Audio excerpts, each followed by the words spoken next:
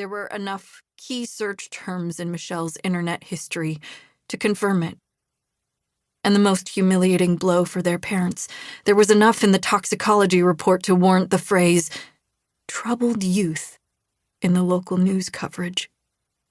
About Michelle, not Grant. Everyone felt bad for Grant. How sad, how tragic, how selfish that this girl, practically a stranger, some sophomore with a suicidal itch, would do something like this, forcing a bright young man like him to have to live with accidentally killing someone for the rest of his bright, promising life. You, Mom says, standing in the middle of the aisle, her mouth gasping for air like they're in a Greek tragedy. Grant Shepard stands still, as if he exists just to be gasped at by grieving mothers and gawked at by middle-aged Chinese aunties and uncles.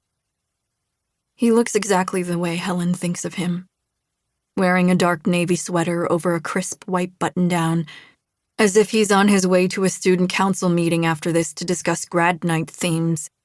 His tie is perfectly knotted, and his dark brown hair is neatly brushed, and he looks too good, too young and handsome and alive to be allowed in this room.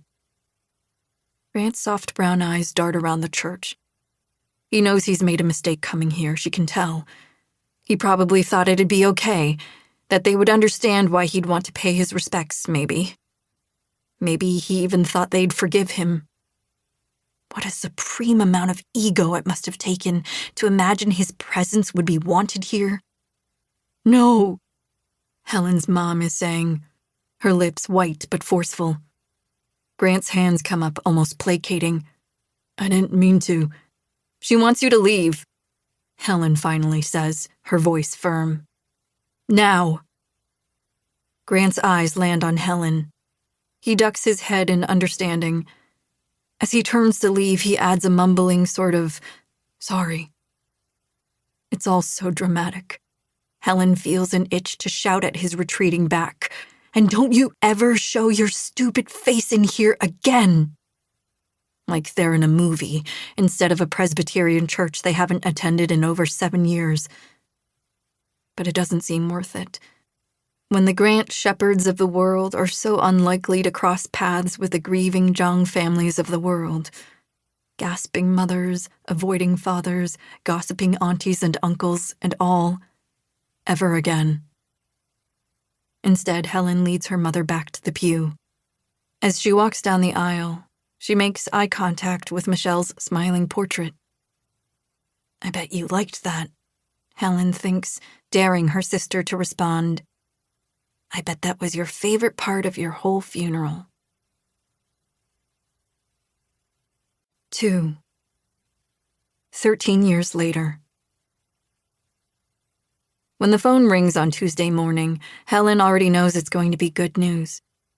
Her literary agent, Chelsea Pierce, sends bad news in sympathetic couplets over email. They didn't go for it, fuck 'em. But she picks up the phone for good news. I hope you hate your apartment because you're going to Hollywood. Helen laughs and immediately feels a rush of cautious energy flood her. Don't get too excited. The paperwork isn't signed. Everything could still fall apart. She's grown superstitious. When she published the first book in what would become the Ivy Papers series, she told herself, don't get ahead of yourself. People might hate it, or worse, maybe no one will even read it. When it became a bestseller and the New York Times put her on a list of voices to watch in the young adult space, she admonished herself, it doesn't really matter. The work is still the same as it was before it made the list, and what if they don't like the second book? Her entire career so far could be linked from cautious mental disclaimer to disclaimer, right up to the announcement that some fancy Hollywood people are turning her books about moody prep school teens keeping dark academic secrets into a soapier, sexier TV show. What do you do about imposter syndrome? She once asked a much more successful senior author over a celebratory brunch. Well, at a certain point, it becomes unseemly, he told her. 6 weeks later, as she opens the door to her new waterfront condo, all living expenses